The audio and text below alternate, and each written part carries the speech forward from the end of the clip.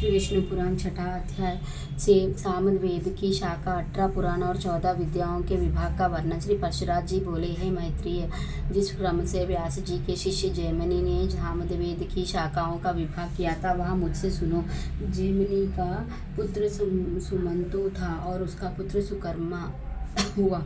उन दोनों महामती पुत्र पौत्रों ने सामवेद की एक एक शाखा का अध्ययन किया। तदंतर सुमंतु के पुत्र सुकर्म ने अपनी सामवेद संहिता के 1 सहस्त्र शाखा भेद किए। और हे द्विजोत्तम, उन्हें उसके कौशल्य हिरण्यनाभ तथा कौशिकजी नामक 2 महाव्रती शिष्यों ने ग्रहण किया। हिरण्यनाभ के 500 शिष्य थे जो उद्दीच्य समाग कहलाए। इस प्रकार जिन अन्य द्विजोत्तमों ने इतनी ही संहिताएं हिरण्यनाभ से और ग्रहण की उन्हें पंडित जन प्रचय समाग कहते हैं। पुष्पिजजी के शिष्य लोकाशी, नौदमी, कक्षिवन और लांगली थे। उनके शिष्य पशियों ने अपनी अपनी संहिताओं के विभाग करके उन्हें बहुत बढ़ा दिया। महामुनि कृति नामक हिरण्यनाभ के एक और शिष्य ने अपने शिष्य को सामवेद की 24 संहिताएं पढ़ाई। फिर उन्होंने भी इस सामवेद का शाखाओं द्वारा खूब विस्तार किया। अब मैं अथर्ववेद की संहिताओं के समुच्चयक वर्णन करता हूँ।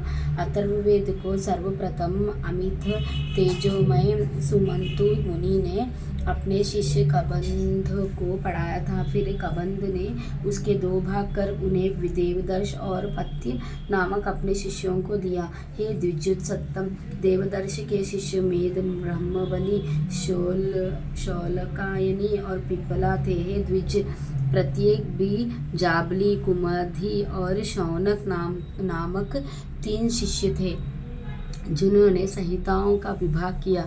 शौनकन ने भी अपनी संहिता के 2 विभाग करके उनमें से एक वभ्रु को तथा दूसरी संदेव नामक अपने शिष्य को दी। संदेव से पढ़कर मुझकेश ने अपनी संहिता के पहले 2 और फिर 3 इस प्रकार 5 विभाग किए। नक्षत्र कल्प, वेद कल्प, संहित कल्प, अगिर सकल्प और शांति कल्प, उनके रचे हुए ये 5 विकल्प अथर्ववेद संहिताओं में सर्वश्रेष्ठ है। तदंतर पुराणार्थ विशारद व्यास जी ने आख्यान, उपाख्यान, गाथा और कल्प शुद्धि के सहित पुराण संहिता की रचना की। रोमहर्षण सुत व्यास जी के प्रसिद्ध शिष्य थे।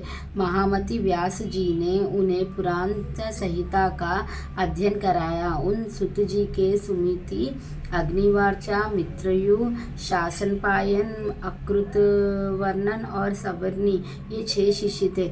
कश्यप गोत्रीय अकृतिवर्णन, सवर्णी और शासनपायन ये 3 संहित करता है। उन तीनों संहिताओं का आधार एक रोमहर्षण जी की संहिता है। मुने इन चारों संहिताओं को सारभूत मैंने यहाँ विष्णु पुराण संहित बनाई है।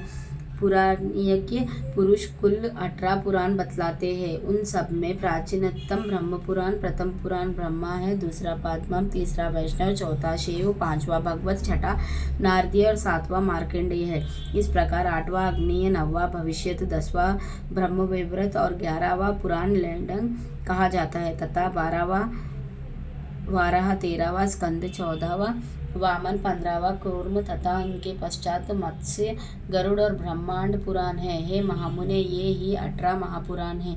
इनके अतिरिक्त मुनिजनों ने और भी अनेक उपपुराण बतलाए हैं। इन सभी में सृष्टि, प्रलय, देवता आदिकों को वंश, मनवतार और भिन्न भिन्न राजवंशों के चरित्रों का वर्णन किया गया है। मैत्रेय, जिस पुराणों को मैं तुम्हें सुना रहा हूँ वह पद्म पुराण के अनंतर कहा हुआ वैष्णव नामक महापुराण है। हे सदुश्रेष्ठ, इसमें सग्र, प्रतिसग्र, वंश और मनवताराधिक वर्णन करते हुए सर्वत्र केवल विष्णु भगवान का ही वर्णन किया गया है। 6 वेदांग, 4 वेद, मीमांसा, न्याय पुराण और धर्मशास्त्र ये ही 14 विद्याएं हैं। इन्हीं में आयुर्वेद, धनुर्वेद और गंधर्व तीनों का तथा चौथे अर्थशास्त्र को मिला लेने से कुल 18 विद्याएं हो जाती है। ऋषियों के 3 भेद है, प्रथम महर्षि ब्रह्मर्षि, द्वितीय देवर्षि और फिर राजर्षि। इस प्रकार मैंने तुमसे वेदों की शाखाओं का भेद, उनके रचयिता तथा शाखा भेद के कारणों का भी वर्णन कर दिया। इसी प्रकार समस्त मनवतारों में एक से शाखा भेद रहते हैं। हे द्विज, प्रजापति ब्रह्मा जी से प्रकट होने वाली श्रुति तो नित्य है, ये तो उसके विकाल मात्र है। हे मैत्रेय, वेद के संबंध में तुमने मुझसे जो कुछ पूछा था वह मैंने सुना दिया। अब और क्या कहूँ। 6 वेदांग। इस प्रकार श्री विष्णु पुराण के तीसरे अंश में 6वां अध्याय समाप्त। श्री विष्णु भगवान की जय। लक्ष्मी नारायण की जय।